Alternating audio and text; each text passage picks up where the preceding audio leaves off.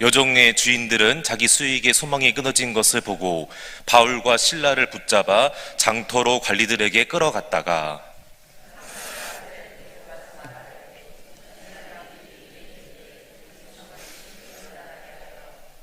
로마 사람인 우리가 받지도 못하고 행하지도 못할 풍속을 전한다 하거늘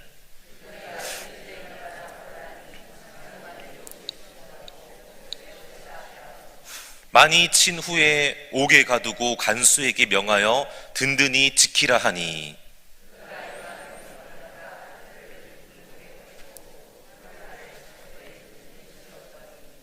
한밤중에 바울과 실라가 기도하고 하나님을 찬송하며 죄수들이 듣더라.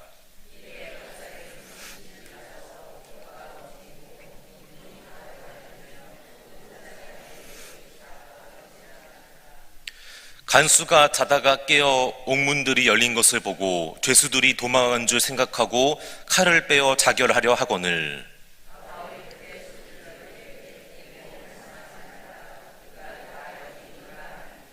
간수가 등불을 달라고 하며 뛰어들어가 무서워 떨며 바울과 실라 앞에 엎드리고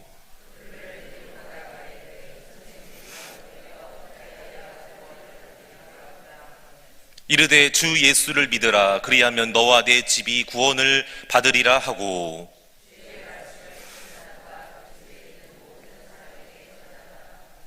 그 밤 그 시각에 간수가 그들을 데려다가 그 맞은 자리를 씻어주고 자기와 온 가족이 다 세례를 받은 후 그들을 데리고 자기 집에 올라가서 음식을 차려주고 그와 온 집안이 하나님을 믿음으로 크게 기뻐하니라. 아멘. 오늘 또 화요일에 이어서 그 뒤에 나오는 내용을 함께 살펴보려고 합니다.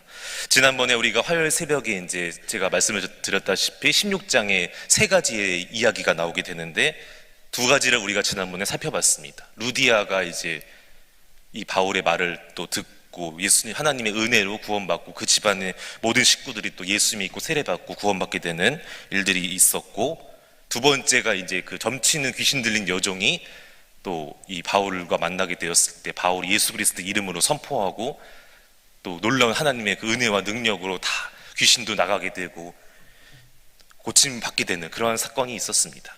오늘 이제 그 이후에 나오게 되는 세 번째 이야기가 나오게 되는데, 바울이 그렇게 불쌍한 한 여인, 그때도 말씀드렸다시피 육체적으로도 다 자기 그 이용해서 돈 빼먹는 그 주인들에게 계속 괴롭힘 당하고 시달림 당하고 착취당하고, 영적으로는 악한 사단의 그 마귀에게 시달리고 괴롭힘 당하는, 육적으로나 육체적으로나 정신적으로나 너무나 불쌍한 한 여인을 예수 그리스도의 이름으로 명하여서 선포해서 귀신도 나가게 하고 고침받는 놀라운 역사가 있었는데, 주의 말씀에 순종하고 주님의 사명 감당했는데 오히려 다가온 것은 칭찬도 아니고 그 어떤 상급도 아니고 보상도 아니고 뭐였습니까? 오늘 보니까 매를 맞고 옷이 찢기고 감옥에 들어가서 차고에 채워지는, 너무나 상상하고 싶지도 않은 끔찍한 이런 고난이 찾아오게 되었다는 것입니다.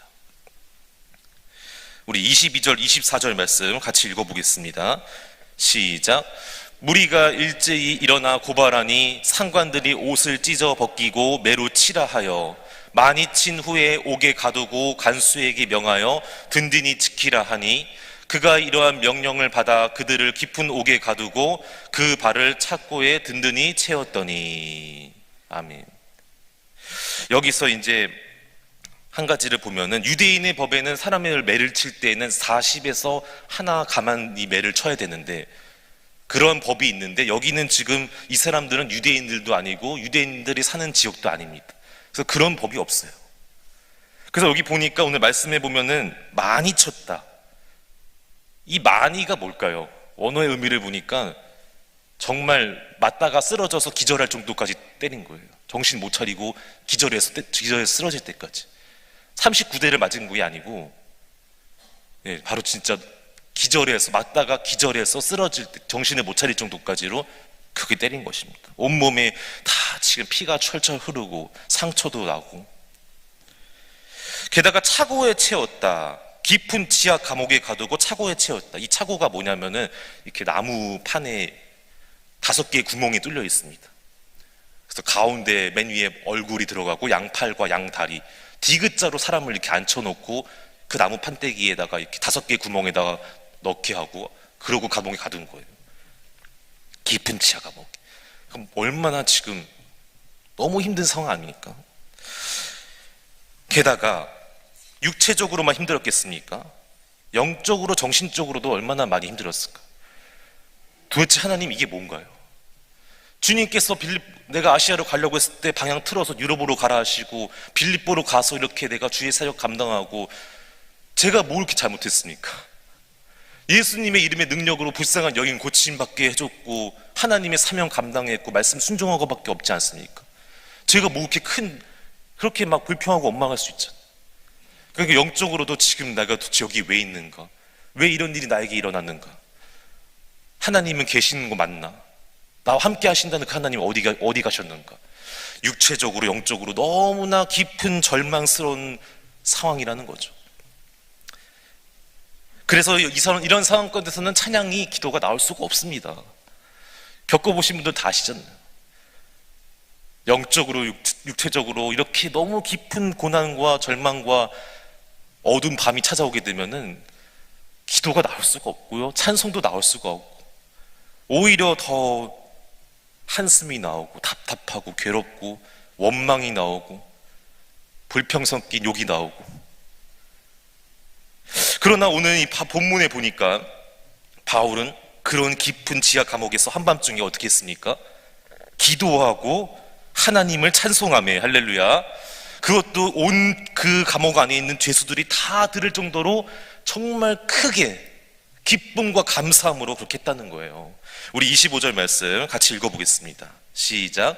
한밤중에 바울과 실라가 기도하고 하나님을 찬송하며 죄수들이 듣더라. 아멘.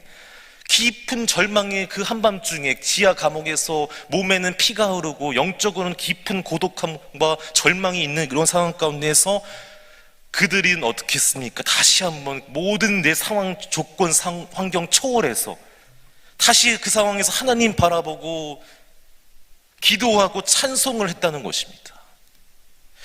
그러나 우리가 아까도 말했지만 이게 정말 어렵습니다. 너무나 이게 결코 쉽지 않은 것입니다. 그런데 제가 이제 어제 설교 준비하면서 이 유기선 목사님의 이 설교를 잠깐 들어봤는데 그런 말씀 하시더라고요. 여기서 지금 바울과 실라가 찬송하고 기도하는 게 인간의 힘으로 되겠냐? 안 된다는 거예요. 어렵다는 거예요. 절대 어렵습니다. 그렇다면 이건 지금 무슨 상황이냐면은 바로 그 순간에 바울과 실라가 인간의 힘으로, 내 힘으로 찬양하고 내가 기도한 게 아니라 성령님께서, 할렐루야, 성령님께서 지금까지 인도해 주시고 함께 해 주셨는데 이 감옥 안에서도 성령님이 다시 한번 그들과 함께 하시고 힘을 주시고 능력을 주셔서 이들이 찬송하고 기도할 수 있었던 것이다. 다시 말하면 찬양할 수 있는 것도 기도할 수 있는 것도 내가 하는 게 아니라 다 하나님의 은혜로 하는 것이다. 성령님 의지에서 도와주셨기 때문에 할 수 있는 것이다. 이런 말씀 하시더라고요. 우리는 내가 찬양하고 내가 기도한다고 생각하잖아요. 아닙니다.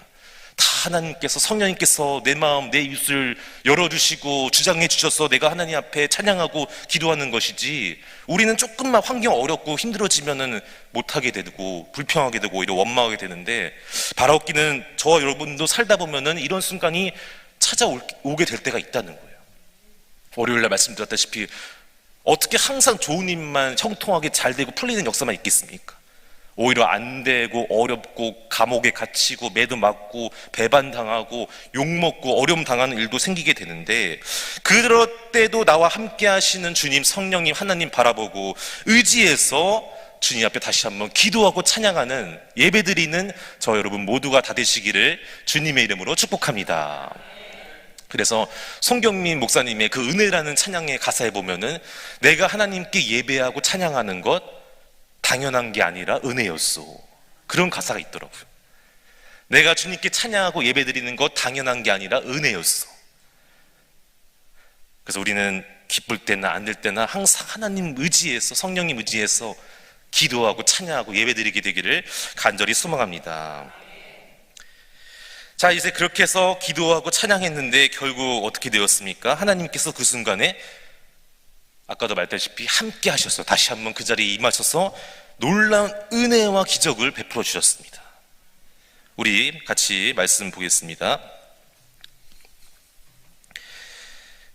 자, 25절, 25절에서 26절인데요. 거기 보면은 이제 26절에 보면은 그런 말이 나오죠. 큰 지진이 나서 옥토가 움직이고 문이 곧 다 열리면서 모든 사람이 메인 것이 벗어진지라. 하나님께서 이거는 지진이 일어났다, 이런 옥문이 갑자기 열리고 막 이렇게 되는 현상들은 이건 그냥 뭐 자연이 일어났다, 그런 우연히 일어났다가 아니라 하나님께서 역사하신 것인데, 중요한 것은 그 상황 가운데서 이제 어떻게 했습니까? 바울과 실라가 도망가지 않았다는 거예요. 그냥 다 그 자리에 있었습니다. 우리 말씀 한번 보겠습니다. 28절 말씀 시작. 바울이 크게 소리질러 이르되 내 몸을 상하지 말라, 우리가 다 여기 있노라 하니. 아멘. 만약에 저였다면은 딱 그런 기적이 일어났을 때 옥문이 열리고 막 이제 간수도 자결하려고 하고, 하나님께서 우리를 감옥에서 나가게 하시려고 탈옥할 수 있게끔 이렇게 기적을 베풀어 주셨구나 라고 생각을 했을 것 같아요. 그런데 오늘 바울과 실라는 그렇게 생각하지 않았습니다. 왜 그랬을까요?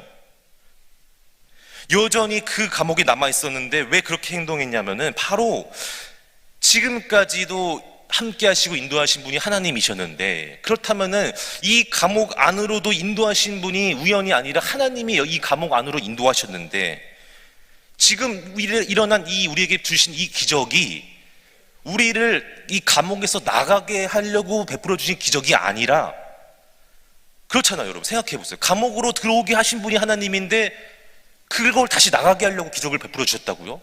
물론 그렇게 생각할 수도 있죠. 그러나 바울은 그렇게 생각하지 않았습니다. 우리를 여기서 나가게 하려고 기적을 주신 게 아니라, 이 기적을 통해서 다시 한번 우리가 지금은 알 수 없지만 지금까지의 모든 사건들, 경험들을 볼 때에 하나님께서 또 예비하신 이곳에서의, 이 감옥 안에서의 놀라운 하나님의 그런 은혜와 섭리와 역사와 계획이 있다는 것을 믿었기 때문에, 할렐루야, 감옥 밖으로 나가게 하려고 기적을 주신 게 아니라 이 감옥 안에서 인도하신 그 하나님의 또 다시 한번 일어나는 놀라운 그 기대와 사건이 있음을 믿고 신뢰했기 때문에 남아 있었다는 거예요. 아직 끝난 게 아니라는 거죠. 이 감옥 안에서 우리를 통해서 하실 하나님의 그 놀라운 일이 아직 끝나지 않았다, 남아 있다, 이제부터 더 큰 놀라운 하나님의 역사가 일어나게 될 것이다를 믿었기 때문에 오늘 이렇게 말할 수 있었다는 것입니다. 여러분, 우리 그 선수라고, 축구 선수라고 다 같은 선수입니까? 그래서 이제 어제 또 그 유성 목사님 말을 들어보니까, 같은 선수라고 다 축구 선수라고 같은 선수입니까? 아니죠. 동네에서 이렇게 조기 축구 선수도 선수고, 손흥민처럼 아마추어가 있으면 프로가 있잖아요. 근데 또 프로라고 해서 다 같은 프로 선수입니까? 아니죠.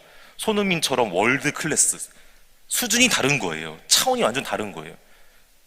마찬가지입니다. 저는 아마 그 생각에서 바로 달아났을 것 같아요. 지금 이게 나를 감옥에서 나가게 하려고 하나님이 이렇게 기적을 베풀어 주셨구나. 그래서 간수가 자결해도 내버려 두고 뭐 나랑 무슨 상관이 있습니까? 간수가 죽던 말던 나를 괴롭히는 사람 아닙니까? 지금까지 나를 매를 때리고 나를 괴롭게 했던 사람 죽는 게 나랑 무슨 상관입니까? 죽던지 말던지 내버려 두고, 문이 열렸으니까 냅다 빨리 도망가야지 않겠습니까? 나를 위해서 나를 나가게 하려고 그렇게 생각했다고 했는데, 그렇게 생각했을 것 같은데, 오늘 바울과 이 신라는 차원이 다른 거예요. 그러니까 이 기적을 그렇게 바라본 게 아니었어요. 똑같은 기적이 일어났는데 완전 다른 거예요. 생각하는 수준이, 바라보는 게 완전 다른 거예요. 그러니까 아니다, 우리를 나가게 하려고가 아니라, 생각해봐라, 우리를 여기로 들어오신 분이 하나님이신데 나가게 하려고 기적을 했다면 굳이 뭐하러 들어오게 했을까요? 그럴 필요가 없죠. 이 안에서 지금 하나님이 예비하신 놀라운 구원에서, 우리가 나중에 뒤에 보면 알잖아요. 간수가 믿고 집안 모두가 다 예수 믿고 구원받잖아요. 그거 사실 우리는 알고 있으니까 이렇게 말하지만 그 당시 이 사람들이 알았을까요? 몰랐죠.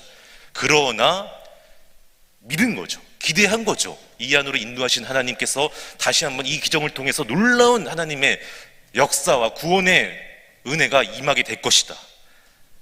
그걸 믿었기 때문에 나아갔다는 것입니다. 다시 말하면 완전히 이 수준이 다른 거죠.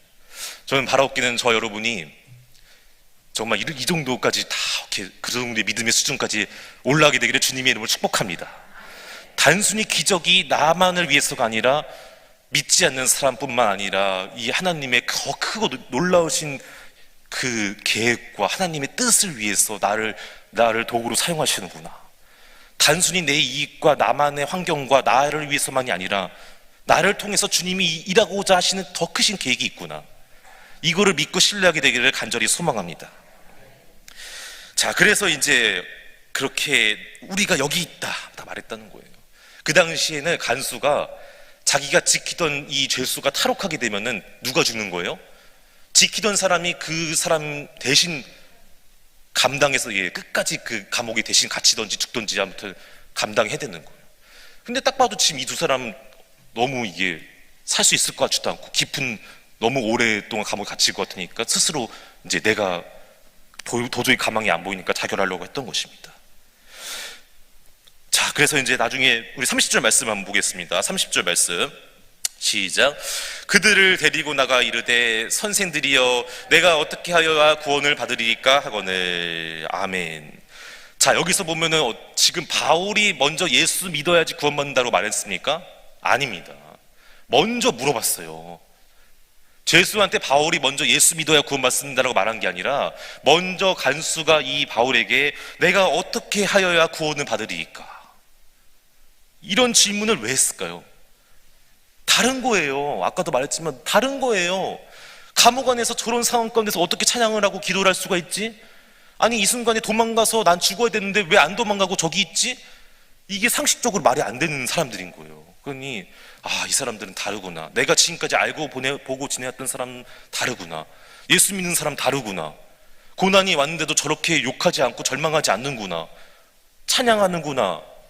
아니 지금 도망가야 되는데 도망가지 않는구나.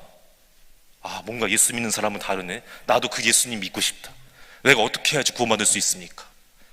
깊은 이 두 사람의 바울과 실라의 그런 모습을 통해서 깊은 마음의 감동도 받고 뭔가 기대감도 생기는 것이죠.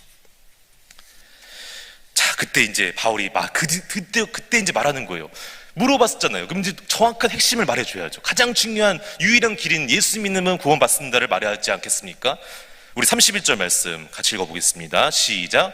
이르되 주 예수를 믿으라. 그리하면 너와 내 집이 구원을 받으리라 하고.